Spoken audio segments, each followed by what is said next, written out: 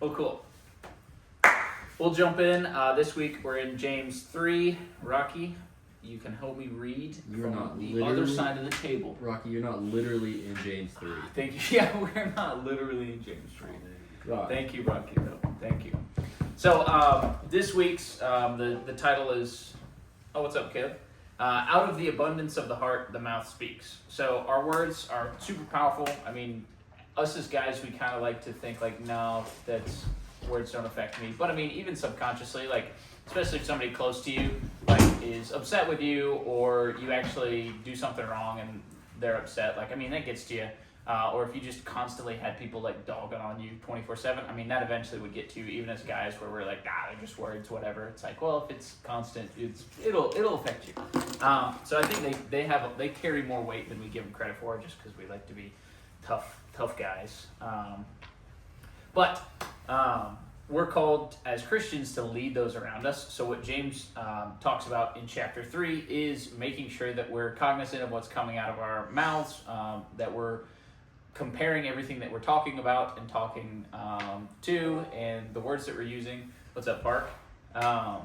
Just making sure that everything that we're saying that comes out of our mouths, we hold up to the standard of God's will and what we know to be true by reading the Bible. So, any questions before we jump in? Welcome. Hi. Any questions? We're all good? Cool. Guys, if you didn't hear me, we're in James 3 today. So we'll jump in to verses 1 through 5. Not many of you should become teachers, my brothers, for you know that we who teach will be judged with greater strictness. For we all stumble in many ways, and if anyone does not stumble in what he says, he is a perfect man, able also to bridle his whole body. If we put bits into the mouths of horses so that they obey us, we guide their whole bodies as well. Look at the ships also. Though they are so large and are driven by strong winds, they are guided by a very small rudder wherever the will of the pilot directs. So also the tongue is a small member, yet it boasts of great things. So, James starts this chapter speaking about how the power that the tongue possesses. He says that it's so hard to manage that if anybody does not stumble in what he says, he becomes a perfect man. So if you can somehow control your tongue, control everything that comes out of your mouth, you'd essentially be perfect, because that's going to be harder than anything else, harder than doing any actual other physical forms of sin, if you can bridle your own tongue perfectly. So that's how hard this is. We got more joy. What's up, Dylan? What's up? We're in James 3, so we just started. We read verses 1 through 5. So he says that the tongue is the hardest part of us to control. Words, I mean, as you all know, we've all said things that just come to our heads immediately without thinking about them. I mean, it's just a part of the human condition. Most of the time, we speak before we think. And what he's talking about here is like, hey, your words mean a lot. They impact others. They impact your mood. I mean, if you're talking negatively all day, you're not going to feel great all day. Whereas, like, if you can smile, if you can speak positively, your mood will improve. Like, if I'm running or whatever, we got Isaac, let's go. So many people. If you're running, if you're training for like long distance cardio or whatever, and you're just constantly thinking in your head, you're probably not saying it out loud, but if you're constantly thinking in your head, like, this is horrible, when am I going to be done? And you're just like upset, versus like thinking positive thoughts, smiling, all that kind of stuff, like cardio is not as bad, just subconsciously. So that's something that we need to kind of keep in mind as we go through our lives and as we figure out, like, okay, what should I say in response to this situation? So we have something come to our brains, like, instead of immediately blurting it out, let's think about it for half a second. Let's put it up and say, okay, is this wise to be saying, or is it not?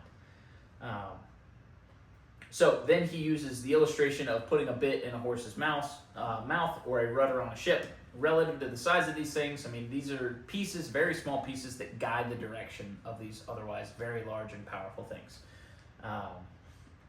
So it just paints the picture of how important it is to think before we speak, to measure everything that we say against what we know to be God's will, what we know to be true in the Bible.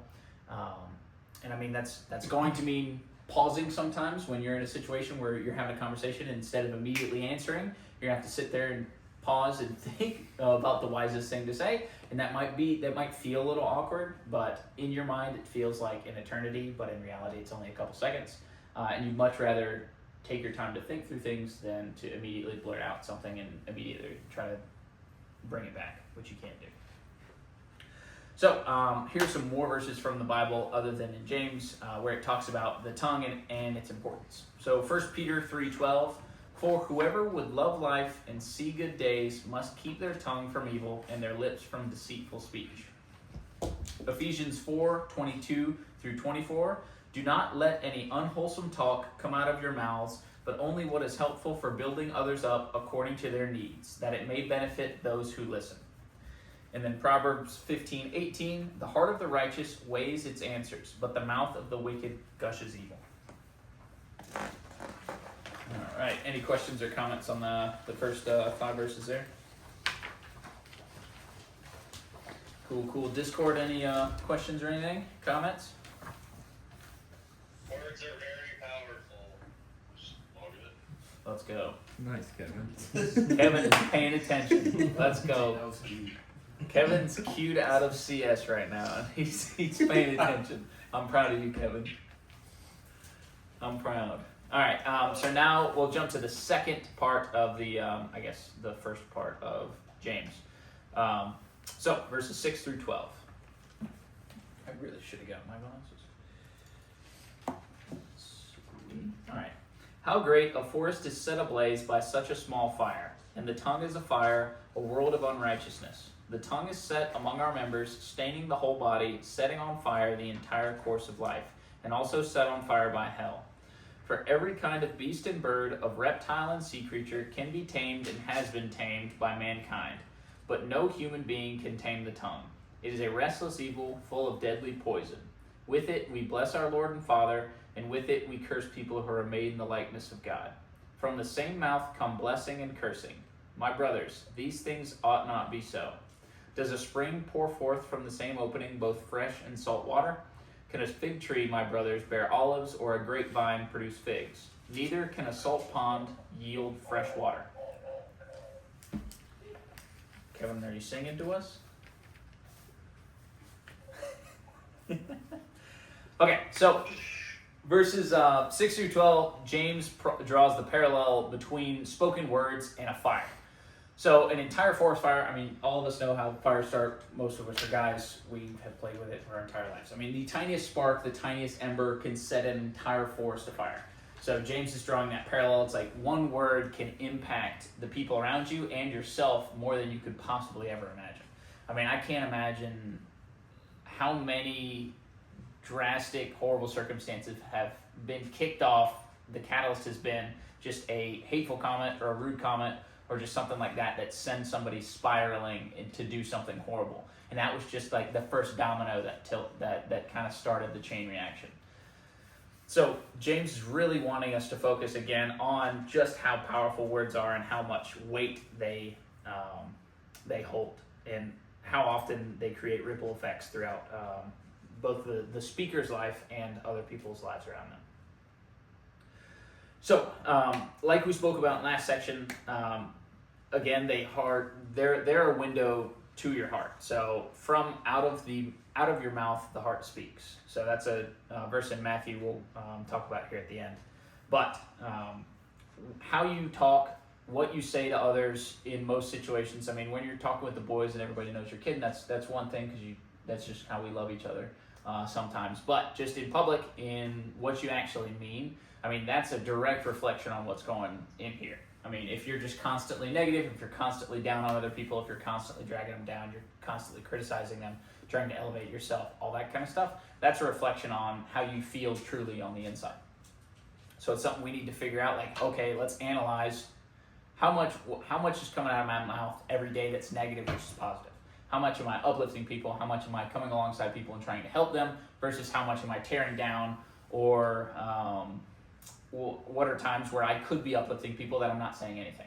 And just kind of realize it's like, hey, look, we're called to be different than others. We're called to uplift those around us, treat our neighbors as we would ourselves. So the easiest, not even the easiest, but the most simplest form of that is just our speech. I mean, we don't have to go out of our way to do anything. We can just say nice things. I mean, it's not rocket science. It doesn't cost us a ton of time to just say, oh, hey, I like your shirt, like your hair. Look, really great presentation earlier. Even though you're sitting through a mandatory company presentation and you hated it, you just be like, hey, I saw that you put an effort into that. Like, I appreciate you taking time out of your schedule to put in effort.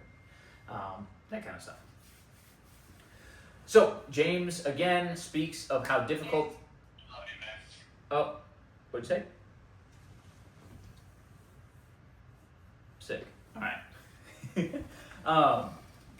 James, again, speaks of how difficult it is to control our tongues.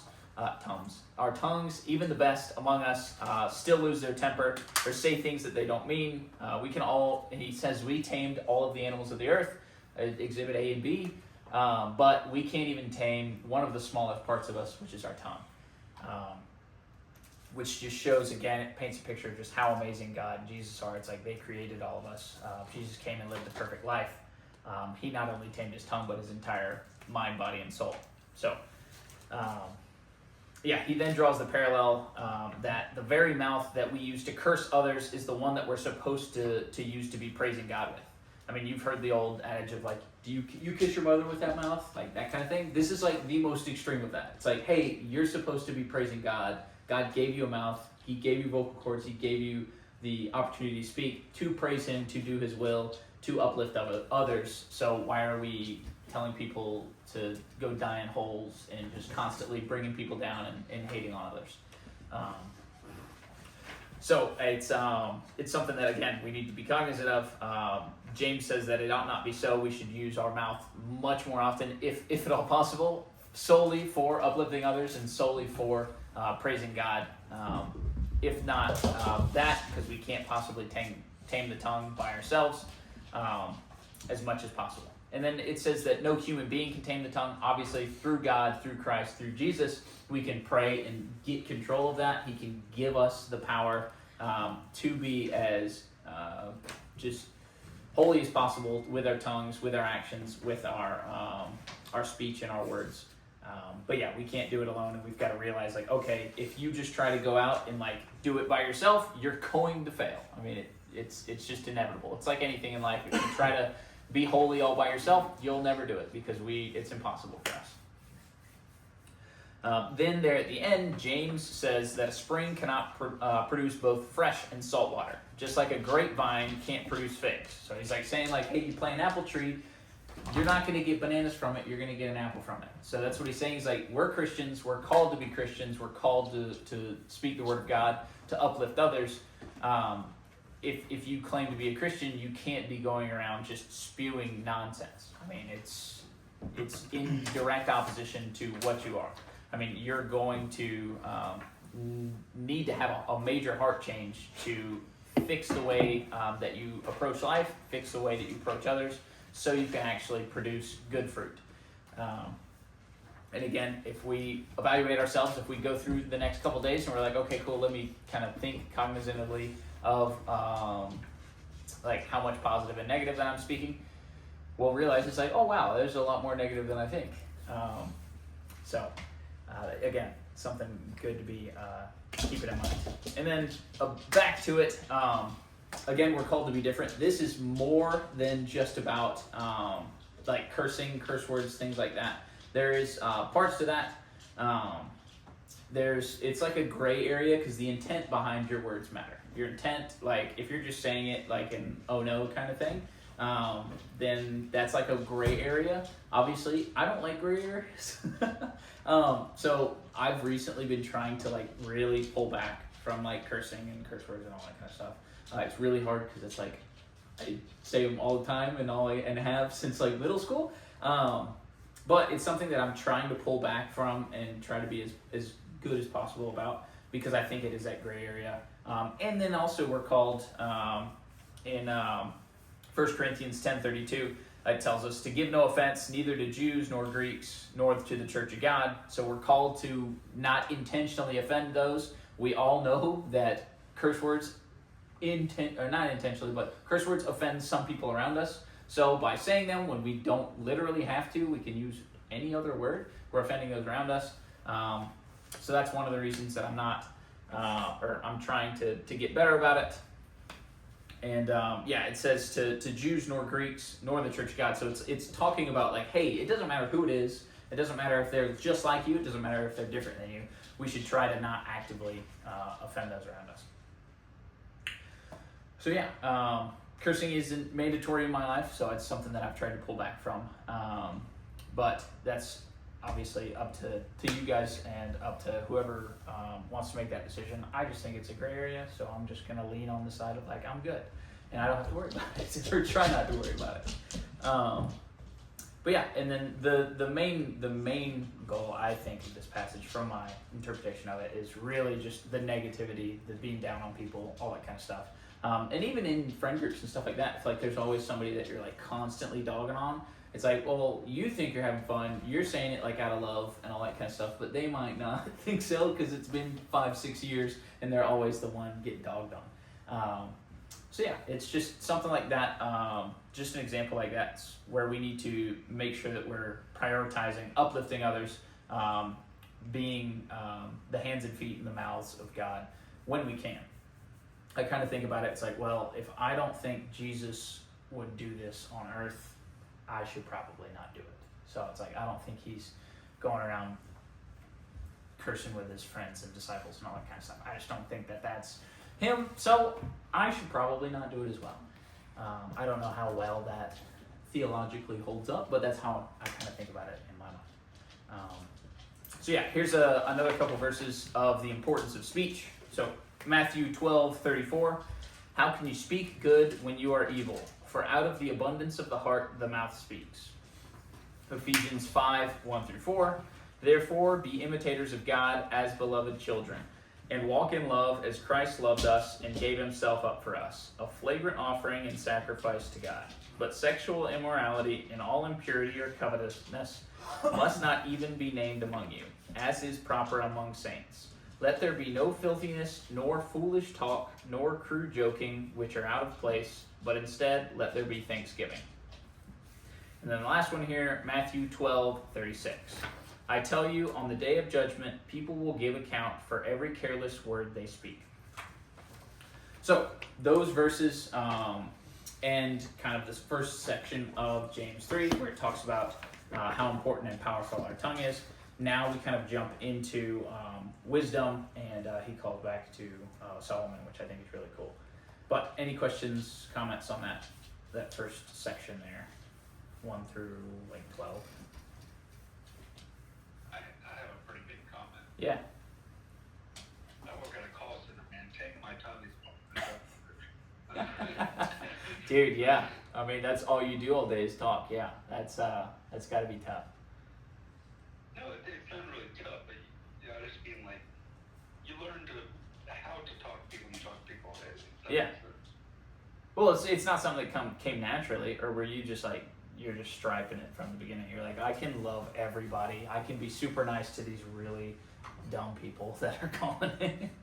Oh, absolutely did not come natural. No. It is definitely you learn to think like, okay, you're angry at me. I have to be calm with it. Exactly. Well, cool. Yeah, you get a ton of exposure from that. That's cool. You broke up. What'd you say? No, I just said yeah. Yeah, for sure, man. Well, that's awesome. Yeah, you'll I'll go work in a call center to work on that. Would recommend it. Yeah. You could be my trainer. You just got promoted. So, well, cool. All right. We'll jump into 13 through 18, which is wrapping up this chapter. Who is wise and understanding among you? By his good conduct, let him show his works in the meekness of wisdom. But if you have bitter jealousy and selfish ambition in your hearts, do not boast and be false to the truth. This is not the wisdom that comes down from above, but is earthly, unspiritual, demonic. For where jealousy and selfish ambition exist, there will be disorder and every vile practice. But the wisdom from above is first pure, then peaceable, gentle, open to reason, full of mercy and good fruits, impartial, and sincere. And a harvest of righteousness is sown in peace by those who make peace. So this last part of James 3 calls back to Solomon, the wisest man to ever live, and the man who wrote the majority of Proverbs, which I think is super cool, because when we started James, we were like, this is pretty much the Proverbs of the New Testament. So he calls us to show our wisdom by living in its meekness, in wisdom's meekness. So there's a large difference, as we've gone over before, in meekness and weakness. Meekness is restraining yourself, holding back your strength. Weakness is just the absence of strength. So what James is saying here is to be strong, but to limit our strength that we may learn from those around us. Even though, so say you know a ton about just fitness in general, and there's somebody in the gym that you're like, you've got no clue what you're talking about, but he's trying to explain something to you, he's trying to help. But you're like, I know more than you, so a lot of the times you're going to be like, yeah, shut up, dude, like, I know way more than you kind of thing, like, all that kind of stuff. Yeah. What he's calling us to do here is to be meek in that, to listen, to try to gain as much wisdom as we can from them, to not just be like, hey man, you've got no clue what you're talking about, like, I've got this kind of thing. He's calling us to listen, to understand, to respond, not out of rashness, not trying to make fun of them, not trying to demean them, all that kind of stuff. I mean, there's a right way to handle that, and there's a wrong way. So that's just an example, or just anything else in your life that you may be knowledgeable about, or potentially you just know more than the person talking. We're supposed to be meek. We're supposed to limit ourselves, limit our strength, to try to glean as much wisdom and knowledge as possible. Which I can't tell you how many times that, like, I've gone into a conversation, especially with like clients and prospects and stuff like that in work, and been like, yeah, he probably has no clue what he's talking about, but I'm just quiet because, like, I can't just be like, yeah, you're a moron kind of thing, because it's like work. So it's like I've been forcefully like imposed, meekness has been imposed on me because I have to just for work. And then they'll end up saying some stuff and I'm like, oh, okay, wow, like, cool. I didn't know that worked like that, or I didn't know your industry was like that, or how it was different, and all that kind of stuff. So it's cool the amount of times that I've gone into a conversation thinking like, hey, yeah, I'm not getting anything out of this. This guy's just talking to talk, to hear his own voice kind of thing. And then halfway through the conversation, I realize it's like, oh, wow, like, I would have never gotten to this point if I just, like, tuned you out completely. So, yeah, that's what James is talking about here. He's also talking to us about, or I think we go kind of on that on this next section. But Jesus, what I like to kind of think about is Jesus himself washed the feet of his disciples. So the creator of the universe, the creator of the world, the creator of everything, came down in human form, not only to serve us, but he literally washed the disciples' feet. Even Judas's feet, who would then usher him into death shortly thereafter. I mean, he came, the creator of the universe can humble himself before us, to listen to us, to talk to us, to wash our feet, which is like the dirtiest thing imaginable back in those times, because they didn't have Jordans. They didn't have closed-toed shoes. It was all sandals, so everybody's feet were disgusting. If the creator of the universe can come do that for disciples, why can't I sit here and listen to Joe Schmo talk? Or why can't I humble myself and realize that I don't know everything, even about my specific area of expertise? So it's something that I like to kind of remind myself of, or I try to remind myself of every day. So just to humble ourselves, because the creator of the universe humbled himself. So on the inverse of talking to people that know less than us, that we perceive to have to have less knowledge than us, it also goes with talking to those who we know subconsciously are smarter than us, know more than us, because there's an immediate pullback, at least as men, or somebody's smarter than us, or they know what they're talking about, and we don't, where we're almost like, okay, yeah, buddy, like, I want to tune you out because I'm almost jealous, I'm envious, because it's like, okay, I don't like this guy, I don't like that he's smarter than me, I don't like that anything, X, Y, and Z, like, I don't like feeling inferior, I don't like being outmatched, especially if it's something that I think I know a lot about, and I start talking to somebody and it's like, oh, they really know? I almost get envious, and I almost kind of shut my brain off sometimes, because it's like, yeah, I don't, like, no, I want to think that I'm smart about this. So it's also calling us to seek wisdom from those who are wiser than us, and to not be envious, not be jealous of those who have been given more wisdom, who have developed more wisdom through hard work or through just experience in life. So, we should never be selfishly ambitious for the things of this world, for even earthly knowledge, because, ultimately, we can't take any of that with us. We can't take anything that we gain here on earth with us. We're put on earth for one reason, to serve others and to bring them to the Lord. So, being selfish or jealous or envious of anything is in direct violation with God's will, and it's something that we've got to kind of keep in mind. So. But overall, James 3 here is a reminder that we all need to focus on lifting up those around us through our words. We need to make sure that we're cognizant of the words that we allow to come out of our mouths, and we need to keep our eyes focused on others and not the ways of the world. So if God himself, like I said, can come humble himself to serve us, to wash the feet of the disciples, even the ones that will literally betray him and deny him, why can't we humble ourselves even a small fraction of a percentage of that? But yeah, that's I like James 3. James 3 is a good it's a good passage that I try to reread and dwell on, because it's something that I need to remind myself of every day, or else I will forget it and not apply it. Because it's hard. Holding your tongue, not saying the things that you might even rightfully be able to say, like in the social context. Somebody does you wrong, or somebody says something that's really, really dumb. Socially, you can be like, no, idiot, this is how it's supposed to be, we'll do it this way. It's just about saying it in the best way possible, saying it in as gracious way as possible, just humbling ourselves before others. But any questions or comments or anything on James 3? Words are powerful. Indeed. Quotations, Kevin Lindsay. I do think it's a nice reminder, just because how reactive our world is nowadays in the digital age. Just social media in itself, it's such a reactive, first instant, what am I thinking, I'm going to type it out type of thing. And that's what a lot of people take in and believe and form their own opinion off of. Well, it's like all of Twitter. Yeah, it's because if you don't respond to a tweet within the first minute, it's buried. Yeah, no effort of let me look just 15 seconds of if this is actually happening or true. And people just, it's like that everywhere. Yeah. I think. Yeah, it's we don't even live in a 24-hour news cycle anymore. It's a 1-hour news cycle. No. It's there's a news story every hour, and it's forgotten in an hour, just because the transfer of information, and there's so many news stories. Whereas when we were kids, it was a week. They talk about the same event for a week. Yeah. Now it's rapid fire, very, very quick. I think it's also good to reflect on as an individual. So what is your self-talk like?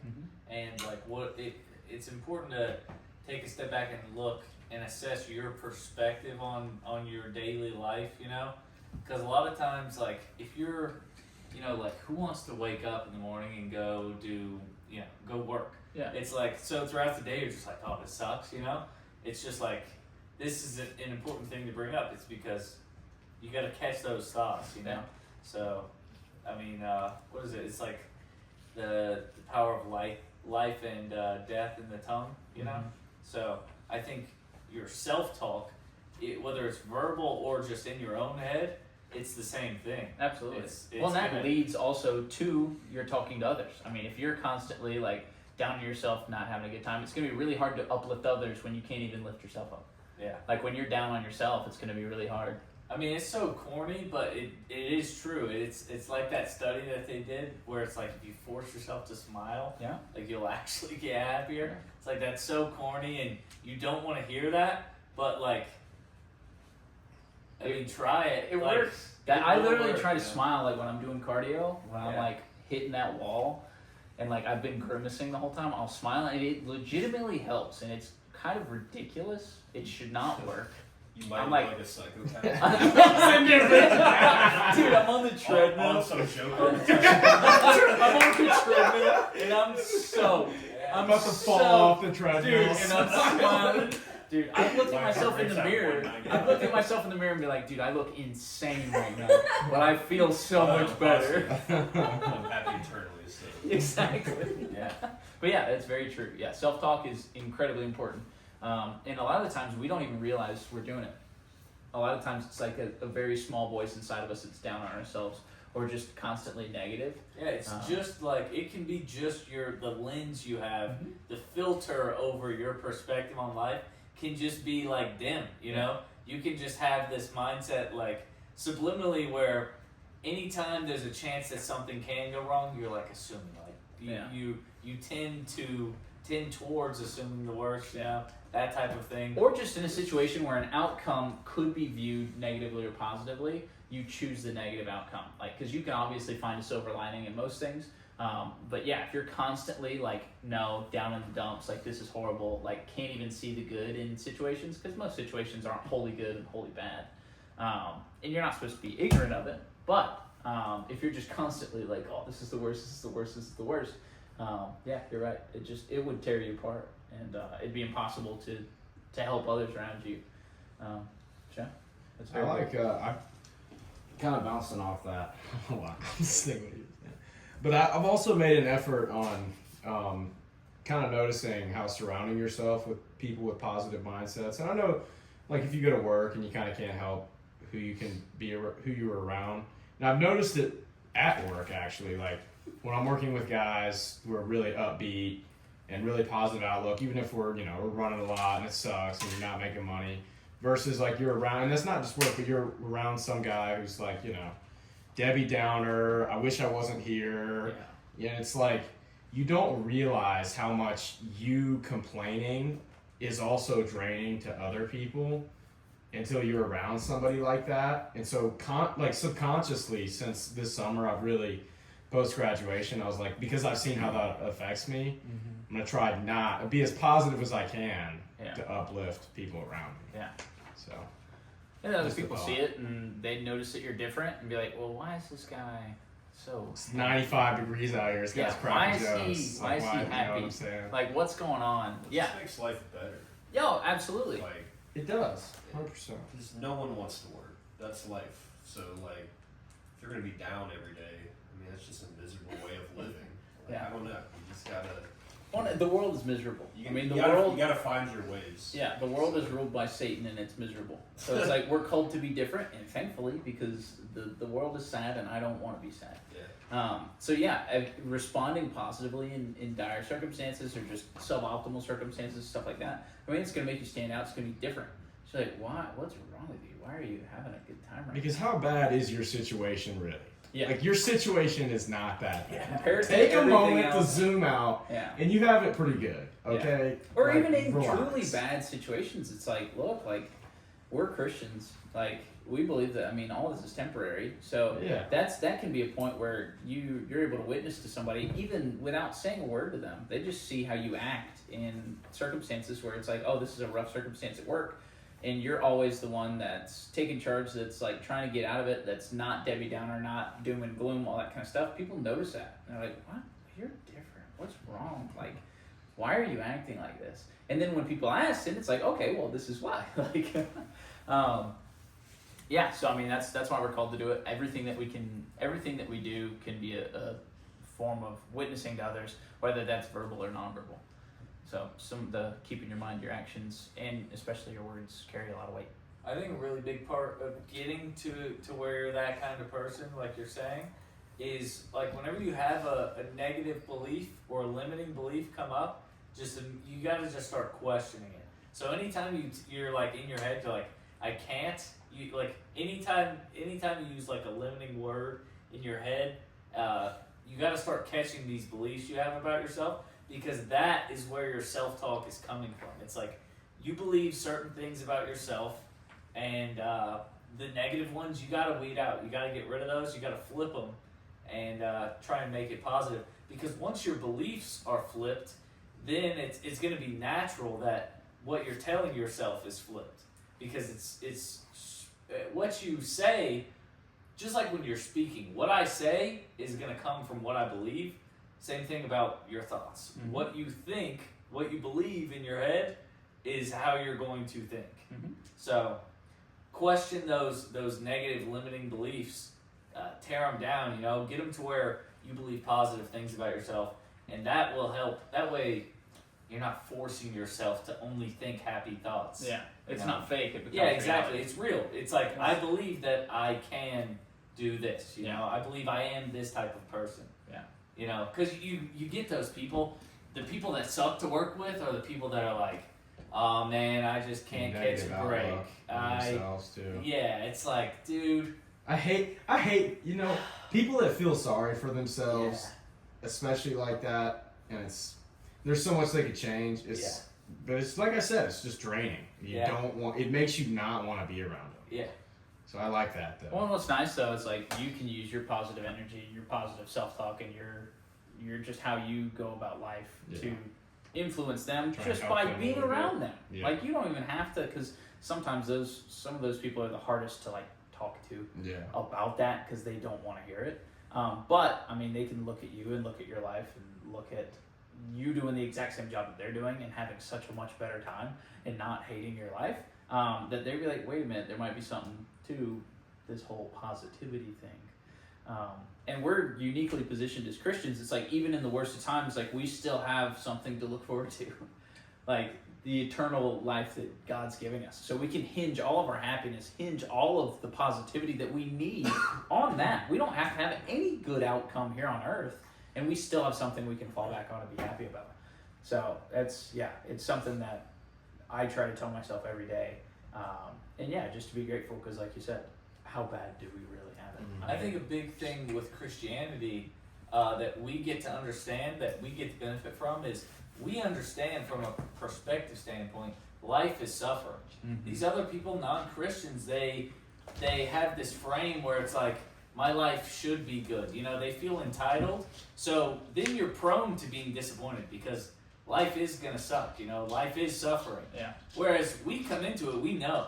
We are separated from God. We are in the flesh. We are suffering. This thing's gonna be fun. Life is suffering. Yeah. So we understand that. Whereas, you know, it's really easy to be negative when you have this entitled sense to life where it's like, this isn't how it's supposed to be. Good. Yeah. It should be good. It's like, we have. Or it's like, oh, I must be doing something wrong because like my life isn't perfect. It's like, well, no. That's just how life is. But also, you probably are doing. Yeah, a bunch of stuff I mean, wrong. everybody is. Everybody could be doing lots of things better. Yeah. But yeah, well, cool guys. Appreciate y'all coming out. And do we have any prayer requests or anything? And we'll pray and wrap up. Any praises or requests? I'm sure my new hire passes her background check. Need that? Yep. It's been like 4 days, still hasn't came back, and she's being sketchy about it now. Uh-oh. Yeah. Where'd you find her? I don't even know. My boss just texted me this number and said, call this lady, bring her in. And I was like, sick, okay. There you go. Hey, hopefully you need some employees. She's asked me if it's passed 3 times now, so I'm like, That's really weird. that's not good. Oh, no. Yeah, that's She's not not, it's not good. gonna pass. It's not going to. We'll see. We'll pray for it. Cat, by the way. Sound loud. Oh, I might need to get a cat. yeah. He's good. Dog. You can have one of mine. Anything from Yeah. Discord? Any prayer requests or things we're thankful for? Hey. All right, cool. Pray for Rocky because he's being a button. He just wants to play. Would you go? Would you go? Thank you, Kevin. I'm not writing that down. He said, "I'm thankful for you, Kronos." Oh, that's So I'm not writing that down. overseas go, buddy.